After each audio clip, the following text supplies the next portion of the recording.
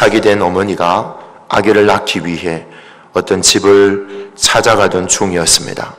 그 어머니는 그만 그 집을 다 가지 못하고 길에서 진통을 하기 시작했습니다. 가진 것이 아무것도 없었던 어머니는 어느 다리 밑에 겨우 자리를 잡아서 아기를 분만하게 되었습니다. 추운 겨울 아무도 도와줄 사람이 없는 가운데 그 어머니는 모든 것을 혼자 처리하고는 아기가 춥지 않도록 자기 옷을 모두 벗어서 아기를 감싸 주었습니다. 해산 직후 추위에 어머니는 그만 얼어 죽고 말았습니다. 얼마 후 어느 미군 장교 한 사람이 차를 타고 그 근처를 지나가다가 휘발유가 떨어졌습니다. 그는 부대로 연락을 취해놓고 차에서 내려 그 부근을 거닐면서 기다리고 있었습니다. 그런데 어디선가 이상한 아기 울음소리 같은 소리가 들렸습니다. 깜짝 놀란 그 군인은 그 소리를 따라 다리 밑까지 내려오게 되었습니다. 거기서 그 군인은 기가 막힌 장면을 목격했습니다. 어머니는 벌거벗은 채 얼어 죽어 있었습니다. 어머니의 옷에 둘러싸인 갓난 아기가 몹시 울고 있었습니다. 내가 여기서 기름이 떨어진 것이 어쩌면 하나님께서 이 아이를 살리시기 위함인지도 모르겠다라는 생각을 하게 되었습니다. 그래서 군인은 그 아기를 데려다가 양자를 삼아 잘 키웠습니다. 그 아들은 미국에서 훌륭하게 자라 성인이 되었습니다. 늘 자신의 출생에 대해 알고 싶어하던 그 아들은 어느 날 자기를 키워준 아버지로부터 자기를 낳아준 어머니의 이야기를 듣게 되었습니다. 그 아들은 무덤을 찾아 한국에까지 나왔습니다. 그 아들은 어머니의 무덤 앞에서 자기 옷을 벗어서 무덤 위를 덮으면서 울음을 터뜨렸습니다. 어머니, 얼마나 추우셨어요? 나를 살리기 위해 어머니는 그런 희생을 치르셨군요. 저는 어머니의 사랑을 생각하면서 벌거벗고 굶주린 사람들에게 예수님의 사랑을 전하겠습니다. 라는 고백을 하는 이 한 사람을 보게 됩니다. 어머니의 사랑은 우리가 알고 있는 그 사랑과 동일한 사랑입니다. 진짜와 가짜는 사랑으로 구분할 수가 있습니다. 진짜와 가짜는 사랑이 있으면 진짜입니다. 무슨 일을 하더라도 그것이 사랑이 있으면 진짜라는 겁니다. 기억하시기를 바랍니다. 사랑하면 어떨 때는 열정이 많아서 그렇게 할 수도 있고, 사랑하면 내가 원하는 방식으로 사랑할 수도 있습니다. 진짜와 가짜는 사랑으로 구분해야만 합니다. 하나님으로부터 온 진짜가 있고 다른 것으로부터 온 가짜가 있습니다. 기준은 바로 사랑이 되어야만 합니다. 만약 사랑이 기준이 되지 아니하면 우리는 시험에 받을 수가 있습니다. 하나님으로부터 온 진짜인지를 우리가 확인하려면 이 사랑이 과연 어디서부터 왔는가를 점검해야만 합니다. 오늘 말씀으로 한번 돌아가 보겠습니다. 우리 말씀을 한 목소리로 읽어보도록 하겠습니다. 우리 7절 말씀을 한번 읽어보겠습니다. 다 같이 7절 말씀 시작. 사랑하는 자들아, 우리가 서로 사랑하자. 사랑은 하나님께 속한 것이니 사랑하는 자마다 하나님으로부터 나서 하나님을 알고. 사랑하는 사람들에게 우리가 서로 사랑하자라고 말하고 있습니다. 사랑은 하나님께 속한 것이기 때문에 서로 사랑하는 그 사랑은 인간적인 사랑이 아니라 하나님의 사랑이 되어야 한다라고 성경은 기록하고 있습니다. 이 사랑을 하는 사람은 하나님으로부터 온 사람입니다. 왜냐하면 이 사랑은 하나님으로부터 배웠기 때문에, 그래서 하나님의 사랑으로 서로 사랑할 수 있는 저와 여러분들의 삶이 되시기를 소망합니다. 내가 하고 있는 이 사랑이 하나님으로부터 온 것이 아니면요, 그때는 상황이 달라지게 됩니다. 정말 하나님의 사랑으로 사랑하는 사람은 하나님을 압니다. 그래서 7절에 사랑하는 자마다 하나님으로부터 나서 하나님을 안다라고 말하고 있습니다. 하나님을 알고 계십니까? 하나님을 얼마나 알고 계십니까?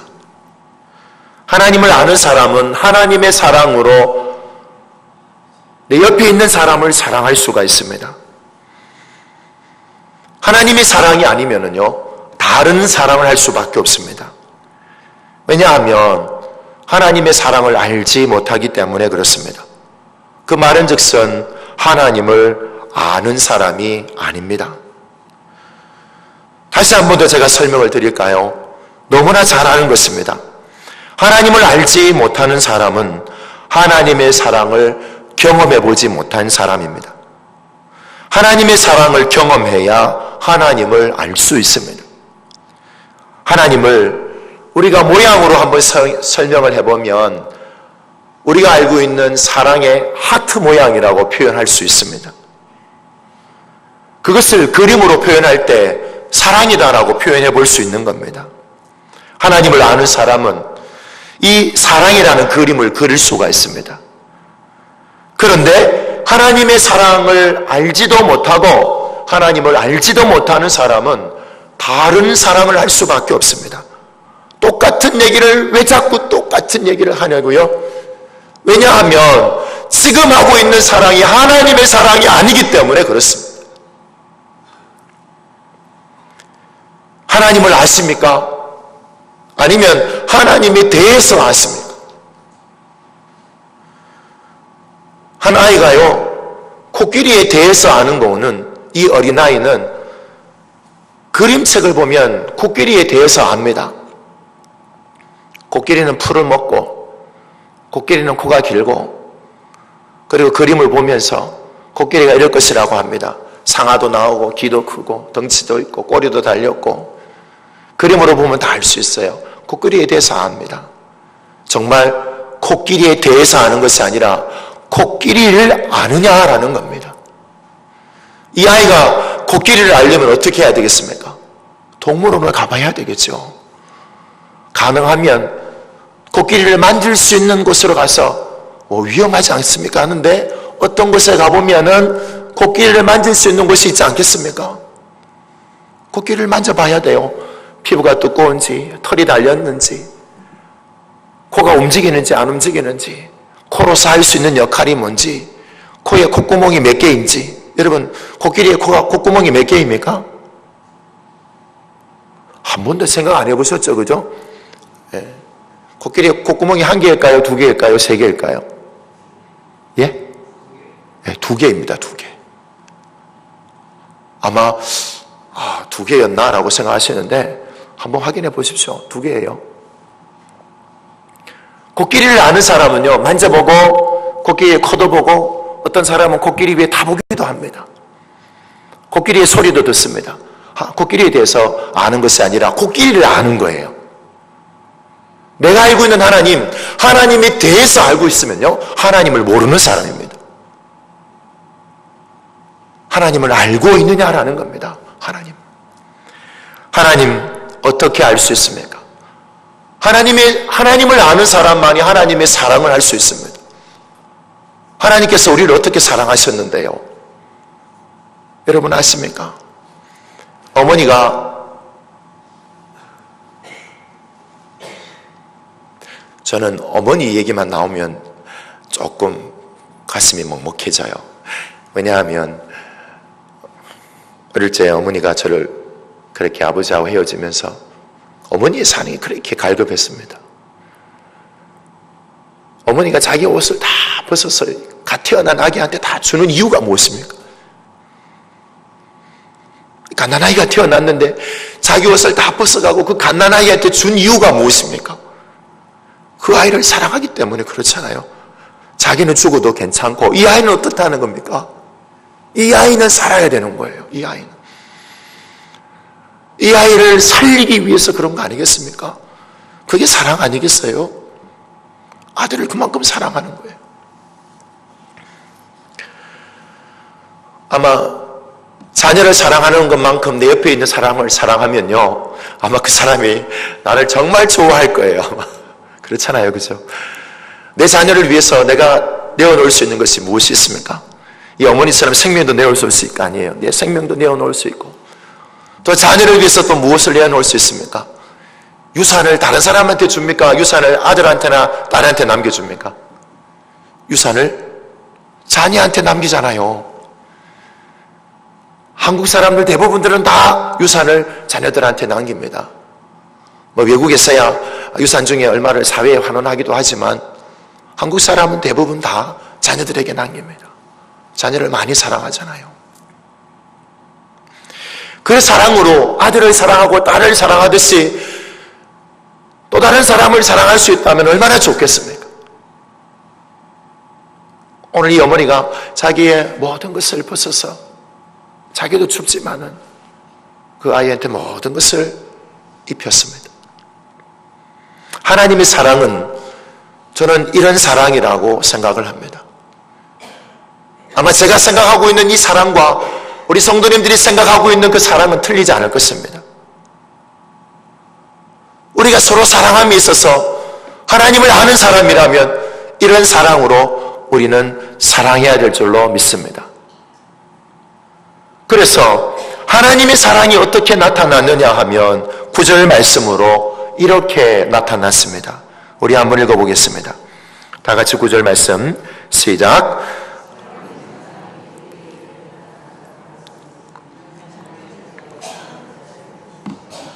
그로 말미암아 우리를 살리려 하십니다. 하나님이요, 우리를 얼마나 사랑하시는지 하나밖에 없는 아들을 이 땅에 보내주셨어요. 목사님 매주 듣는 것이고 매번 아는데요, 그 대해서만 아는 거예요. 대해서만 느껴보지를 못한 거예요. 느껴보지를 못한 거예요. 하나님을 경험하는 사람은, 하나님의 사랑을 경험해 본 사람은 그 사랑이 어떤 사랑인지를 아는 거예요. 그래서 요한복음 3장 16절에 이렇게 기록을 하고 있습니다. 제가 읽어드리겠습니다. 하나님이 세상을 이처럼 사랑하사 독생자를 주셨으니 이는 그를 믿는 자마다 멸망하지 않고 영생을 얻게 하려 하십니다. 이처럼 사랑했다는 거예요. 이처럼, 이만큼 사랑했다는 거예요. 얼마만큼 사랑했다는 겁니까? 아들을 내어주기까지. 아들이 2명 있고 3명 있고 4명 있으면 얼마나 좋겠어요. 그냥 한 명 그냥 양자로 주면 좋겠는데 하나밖에 없는 아들을 내어주신 거예요. 느껴보셨습니까? 그 하나님의 사랑을 느껴보셨냐는 거예요. 얼마나 사랑했으면 가장 소중한 아들을 나를 위해서 내어주셨겠습니까? 그런데 높은 곳에 보내면은 그래도 괜찮아요. 예를 들어서 엄마가 이 아이를 고아원에 보냈는데 이 고아원에 이 아이가 입양이 되어가지고 미국에 있는 잘 사는 집에 입양이 되면 얼마나 좋겠어요? 그렇지 않겠어요? 그런데 아들을 보냈는데 이 아들이 세상에 와서 영접하는 사람이 없었어요. 사람과 같이 비천한 자리에 내려오셨어요. 뿐만 아니라 이 하나님의 아들이 왔는데도 불구하고 깨닫는 사람도 없었어요. 이 아들이 내려와서는 십자가에 못 박혀 죽으셨어요.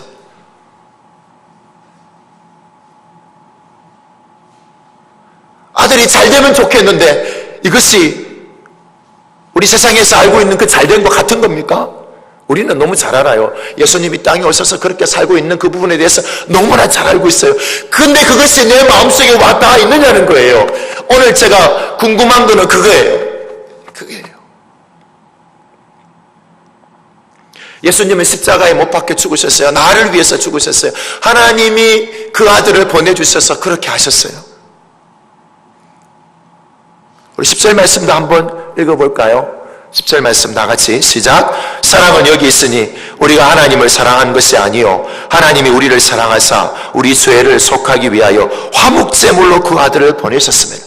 아들을 보냈는데요, 영광스러운 자리가 아니라, 높은 자리가 아니라 무엇으로요? 제물이 되기 위해서 오셨다는 거예요. 제물이 뭔지 아시죠? 각을 떠가지고 잘라내고 그리고 고기 떼내고 피를 다 쏟아서 불태워가지고 하나님 앞에 향기로운 제물로 드려지는 것이 화목제물이에요. 특별히 다 드리는 것이 아닙니다. 이 화목제물은요, 그 중에서 얼마를 하나님 앞에 드리고 남아있는 고기는 누가 먹습니까? 화목제물로 드려진 사람들이 다 먹어버리지 않습니까? 다 혼자서 못 먹으니까 누구에게 나눠줍니까? 주변에 있는 가족들에게 그 고기를 다 나누어줍니다. 왜냐하면 화목하게 하기 위해서. 예수님을 이 땅에 보내신 이유는 뭐냐하면 하나님과 우리의 사이가 갈라진 것을 하나님께서 회복시키기 위해서 이 땅에 예수님을 보내주셨습니다. 그 아들을 보내주신 그 사랑 말이에요. 오늘 지금 제가 얘기하는 것은 사랑에 대해서 얘기하는 겁니다. 왜요? 우리 죄를 속하기 위해서, 우리를 살리기 위해서 화목하는 제물로 주신 거예요. 저 아들 하나밖에 없어요. 딸을 2명 있는데 딸은 어떻게 누구 주더라도 괜찮을 것 같아요. 근데 아들 하나밖에 없는데 아들 달라 그러면 저 못 줄 것 같아요.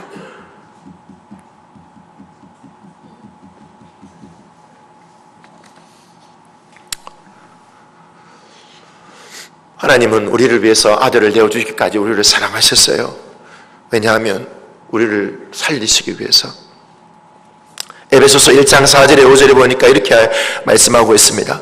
사랑 안에서 그 기쁘신 뜻대로 우리를 예정하사 예수 그리스도로 말미암아 자기의 아들들이 되게 하십니다. 아들을 주셔가지고 우리를 살리는데 어떤 사람으로 만드시길 위해서 우리를 살리셨느냐 하면 하나님의 아들이 되려고. 중요한 거잖아요. 하나님의 아들로 우리를 삼기 위해서, 하나님의 딸로 우리를 삼기 위해서 아들을 죽이신 거예요. 자기 아들을 죽인 거예요. 손양원 목사님이 자기 아들을 죽인 그 사람을 다시 아들로 삼는 그런 일들이 일어나는 겁니다.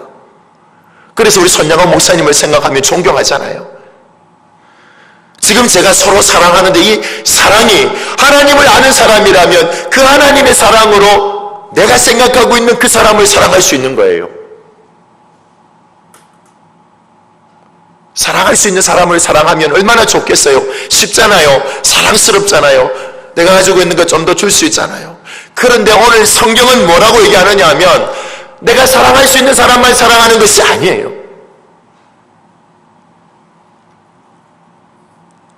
다시 한 번 더 정리해 볼까요? 우리가 서로 사랑하면 하나님을 아는 사람이에요. 왜냐하면 하나님은 사랑이시기 때문에 그렇습니다. 그 하나님의 사랑으로 그 사람을 사랑해야 돼요. 그 사람을 사랑해야 돼요. 왜냐하면 아들을 화목제물로 주기까지 나를 사랑하셨잖아요. 나를. 이 사랑으로 그 사람을 사랑해야 된다는 거예요. 왜 이 사랑이 필요하느냐 하면 12절 말씀입니다. 12절 말씀을 우리 한번 읽어보도록 하겠습니다. 12절 말씀 시작. 어느 때나 하나님을 본 사람이 없으되 만일 우리가 서로 사랑하면 하나님이 우리 안에 거하시고 그의 사랑이 우리 안에 온전히 이루어지느니라. 하나님을 본 사람이 아무도 없어요.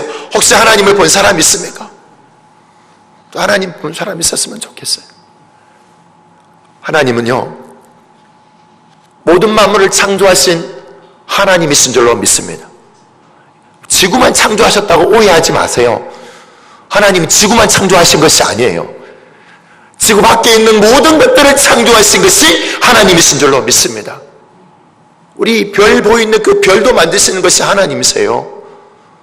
그 놀라운 하나님, 거룩하신 하나님 앞에 누가 서 있을 수가 있겠습니까? 하나님을 본 사람이 없어요. 하나님을 보면 어떻게 됩니까? 죽습니다.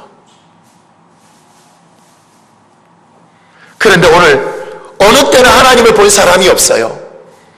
그런데요, 놀라운 일입니다. 뭐냐 하면 우리가 서로 사랑하면 무슨 사랑으로요? 하나님의 사랑으로 우리가 사랑하면 하나님이 우리 안에 거하신다는 거예요. 이 비밀 아닙니까 이게? 내 안에 누가 거하신다는 겁니까? 하나님이 거하신다는 거예요. 그 사랑이 우리 안에 온전히 이루어지게 된다라는 이 말씀이 오늘 우리가 읽었던 말씀입니다. 하나님의 사랑으로 사랑할 수 있는 삶이 되시기를 소망합니다. 하나님의 사랑이 아니면은 다른 사랑을 할 수밖에 없습니다. 아들을 내어주기까지 사랑할 수 있는 그 사랑으로 말미암아 우리가 사랑하게 된다면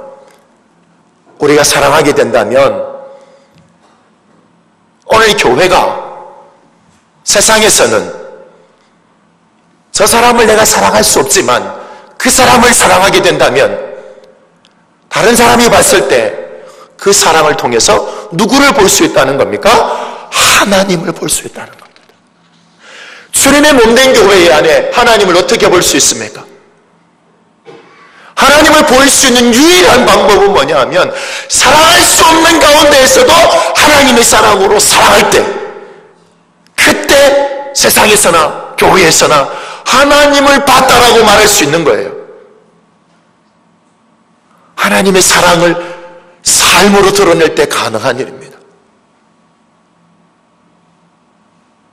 하나님의 사랑으로 사랑하는 거 가슴이 찢어지는 사랑 아니겠어요? 아들을 내어주기까지 사랑. 여러분, 아들을 누구한테 내어줄 수 있습니까? 여러분, 사랑하는 아들을 누구한테 내어줄 수 있습니까? 누구 대신에? 죄송합니다. 제가 못하는데 무슨 말을 하겠어요? 하나님을 본 사람이 아무도 없습니다. 그러나 하나님께서 예수님을 이 땅에 보내주셔서 주님이 흘리신 그 보혈의 피로 말미암아 주님의 몸된 교회가 되었던 이 교회가 하나님의 사랑으로 서로 사랑하게 된다면 하나님을 보게 되는 놀라운 역사가 나타나게 될 줄로 믿습니다.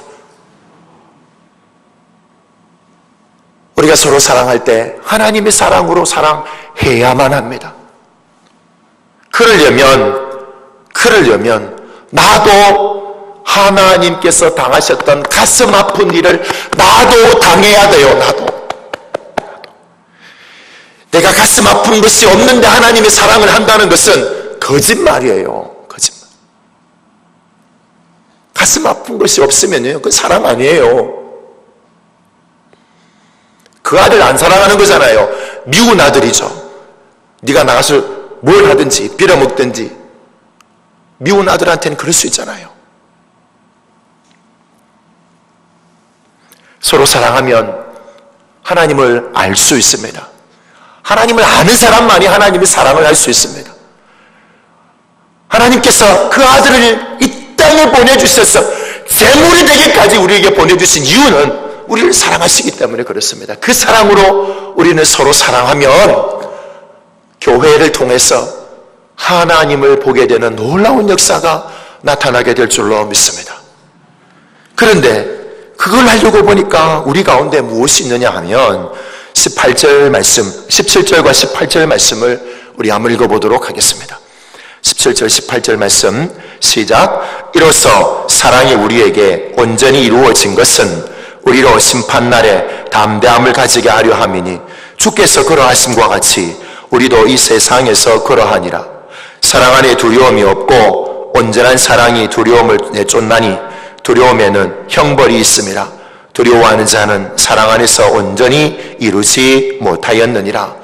심판의 때가 오면 반드시 형벌이 있으리라고 말씀하고 있습니다. 재판의 때가 오면 두려워하는 사람이 있습니다. 재판의 때가 오면 두려워하는 사람이 있는데 누가 두려워할까요? 죄 지은 사람이 두려워합니다. 죄 안 지은 사람은요, 재판이 와도 두려울 것이 없어요.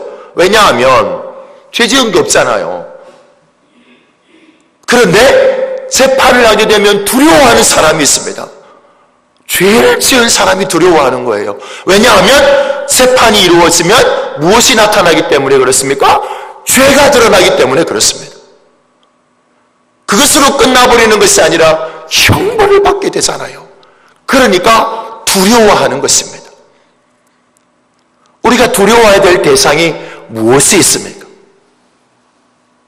형벌을 두려워하고 있습니까? 아니면은 내가 사랑함에 있어서 무엇이 사랑할 수 없게끔 만드는 것입니까? 내가 하나님의 사랑으로 말미암아 사랑해야 되는데, 교회 안에서 그 사랑으로 사랑해야 되는데 왜 그 사랑으로 사랑하지 못하는 이유가 무엇냐는 거예요. 내 안에 무엇이 있기 때문에 그렇습니까? 자존심이 있기 때문에 그렇습니다.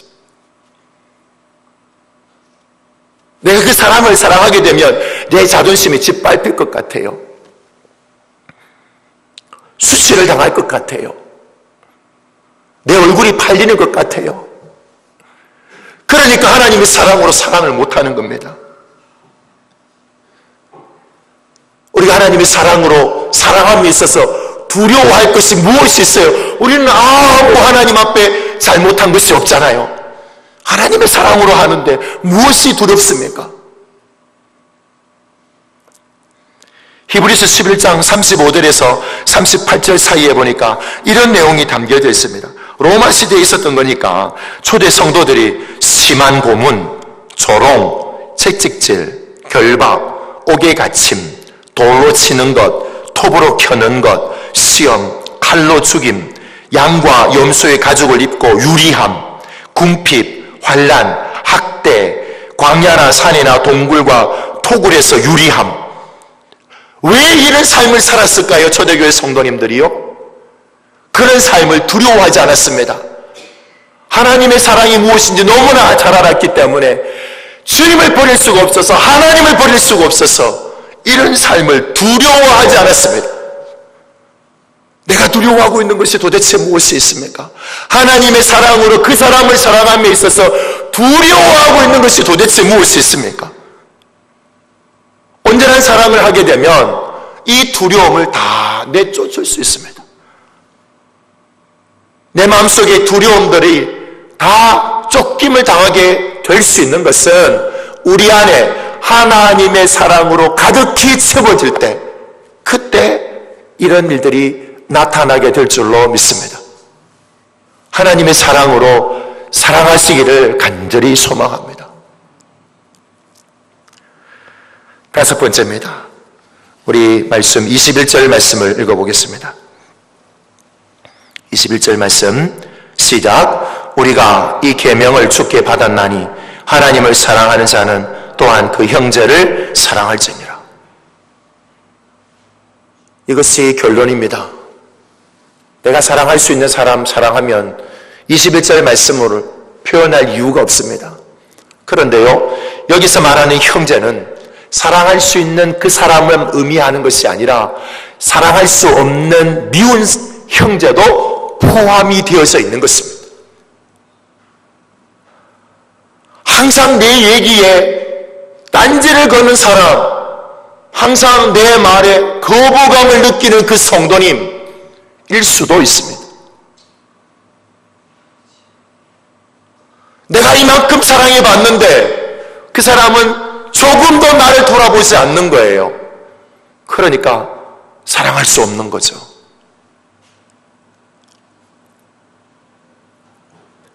자녀를 키우니까 아버지의 마음을 알 수 있는 것 같습니다. 아무리 이 아이가 잘못해도 그 아이는 누구 아이입니까? 내 아이잖아요.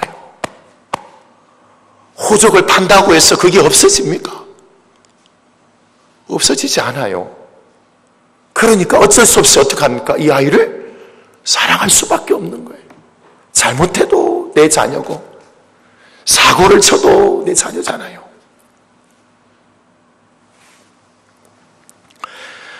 우리가 이 계명을 주께 받았다라고 성경은 기록하고 있습니다. 하나님을 사랑하는 자는 또한 그 형제를 사랑한다라고 말씀하고 계십니다. 하나님을 사랑하십니까? 하나님을 사랑하십니까? 얼마나 사랑하십니까? 그 미워하는 형제, 미워하는 자매, 사랑하는 사람이 되어야 하나님의 사랑으로 사랑한다라고 말할 수 있는 줄로 여겨집니다. 실상은 어떠냐 하면 그게 안 되는 거예요. 그게. 말씀을 정리하겠습니다. 하나님을 아십니까? 하나님을 아는 사람만이 하나님의 사랑으로 사랑할 수 있습니다. 하나님을 모르는 사람은요, 내 사랑으로 하는 거예요. 그냥 내가 할 수 있는 사랑으로 하는 거예요. 여러분, 하나님을 모르는 사람들 중에 기부도 많이 하고 이렇게 뭐 여러 가지 돈도 많이 내고 또 도와주는 사람도 많잖아요.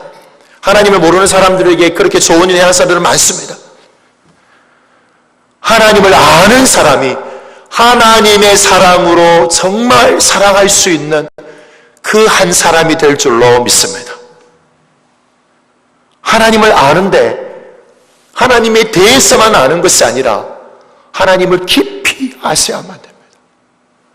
코끼리를 그냥 그림책으로만 보는 것 아닙니다. 하나님을 성경에서만 아는 것으로 끝나버리면요, 하나님을 경험한 적이 없는 거예요. 내가 하나님의 말씀에 순종하는 삶을 살아가 보니까 하나님이 내 인생 가운데 나타나셔서 역사하셨던 그 하나님을 만나본 적이 없는 거예요. 하나님을 아실 수 있는 저와 여러분들의 삶이 되시기를 소망합니다. 그것은요, 하나님을 사랑으로 그 다른 사람을 사랑할 때 그때 알 수 있습니다. 하나님은 우리를 어떻게 사랑하셨습니까? 아들을 내어주기까지 사랑하셨습니다. 화목제물로 드리기까지 사랑하셨습니다. 나도 그렇게 사랑하고 싶은데 내 앞에 두려움이 있습니다.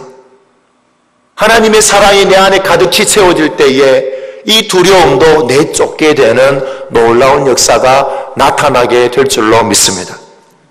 그 사랑으로 내 형제와 자매를 사랑할 수 있는 우리 성도님과 저의 삶이 되기를 간절히 소망합니다. 기도하겠습니다. 주님